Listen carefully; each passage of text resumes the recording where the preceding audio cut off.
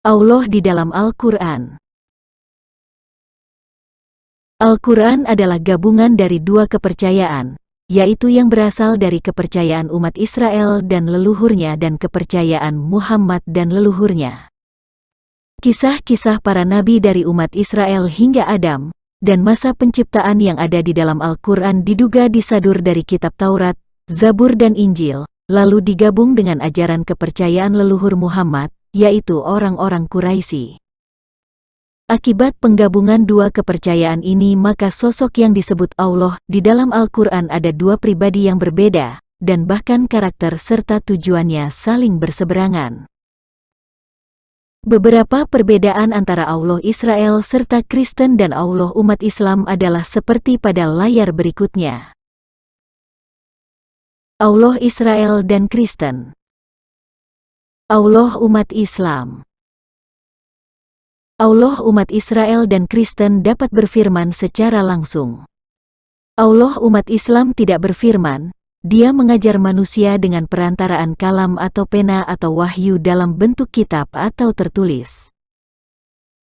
Allah Israel dan Kristen dapat menyatakan kehadirannya dalam wujud tertentu, misalnya, api, sebab Dia adalah Allah yang Maha Kuasa. Tidak ada sesuatu pun yang serupa dengan Dia, artinya, Dia tidak mungkin hadir dalam wujud yang dapat diindra manusia. Allah umat Israel memiliki roh dan Dia berwujud roh, sesuatu yang tidak memiliki batas ruang, waktu dan masa. Allah umat Islam adalah zat dan tidak memiliki roh, sebab menurut Muslim roh itu adalah ciptaan Allah. Firman Allah umat Yahudi dan Kristen dapat turun ke alam manusia dan mengambil rupa bahkan menjadi manusia untuk melakukan kehendaknya.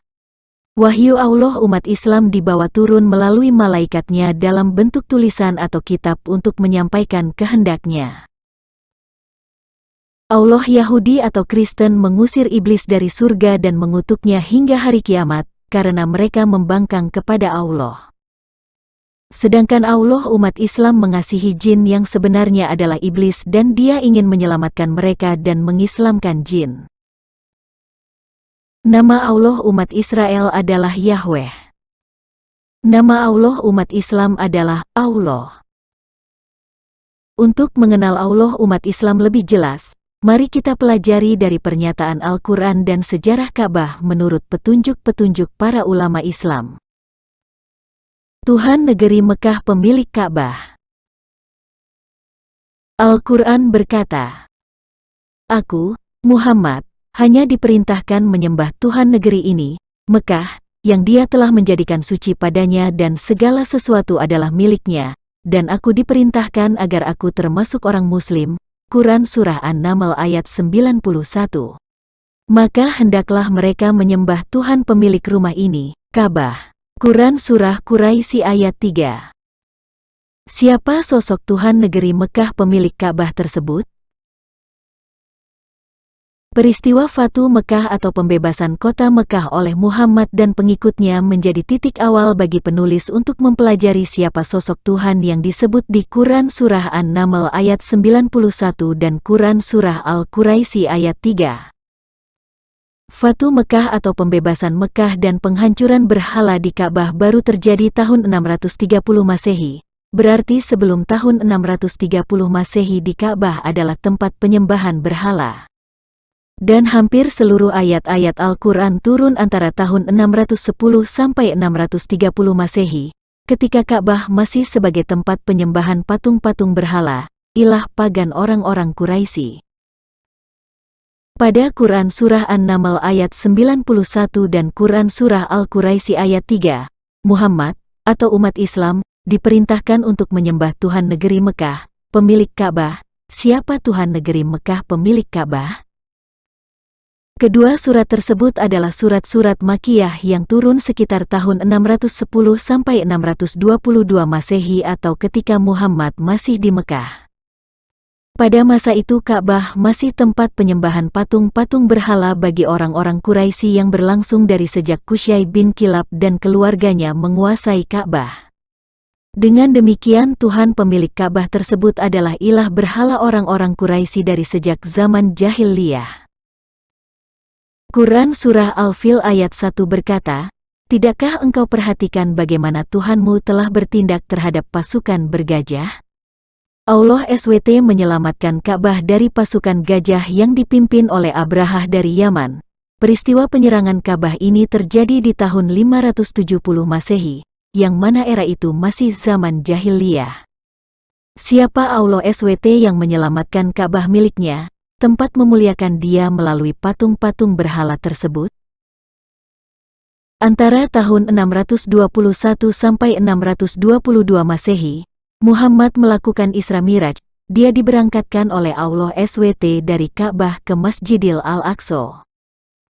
Quran Surah Al-Isra ayat 1 berkata, "Maha suci Allah, yang telah memperjalankan hambanya Muhammad pada malam hari dari Masjidil Haram ke Masjidil Aqsa yang telah kami berkahi sekelilingnya agar kami perlihatkan kepadanya sebagian tanda-tanda kebesaran kami.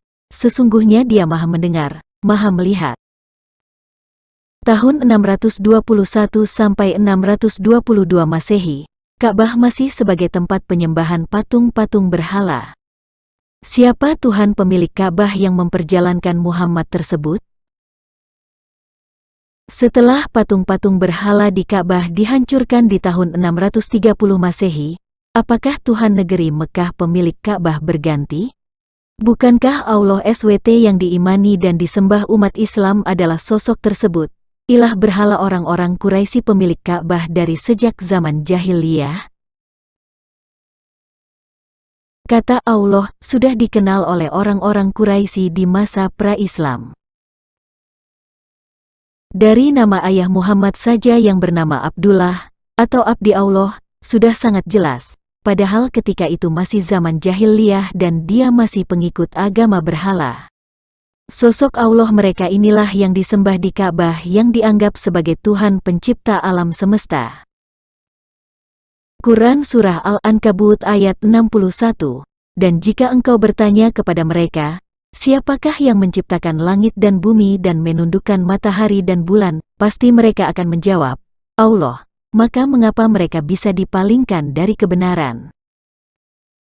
Quran Surah Luqman ayat 25, "Dan sungguh, jika engkau Muhammad tanyakan kepada mereka, siapakah yang menciptakan langit dan bumi, tentu mereka akan menjawab, Allah. Katakanlah, segala puji bagi Allah, tetapi kebanyakan mereka tidak mengetahui."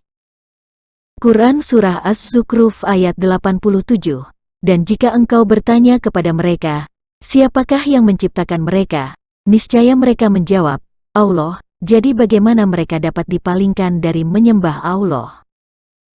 Ketiga surat tersebut menjelaskan bahwa Tuhan yang mereka sembah di Ka'bah melalui patung-patung berhala dari sejak dahulu adalah sosok yang mereka anggap sebagai Tuhan Sang Pencipta dan Pemelihara mereka.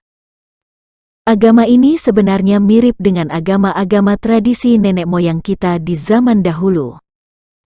Agama-agama nenek moyang kita sebelum masuk agama Islam dan Kristen juga percaya jika sosok yang mereka sembah adalah Sang Pencipta yang menciptakan dan memelihara mereka.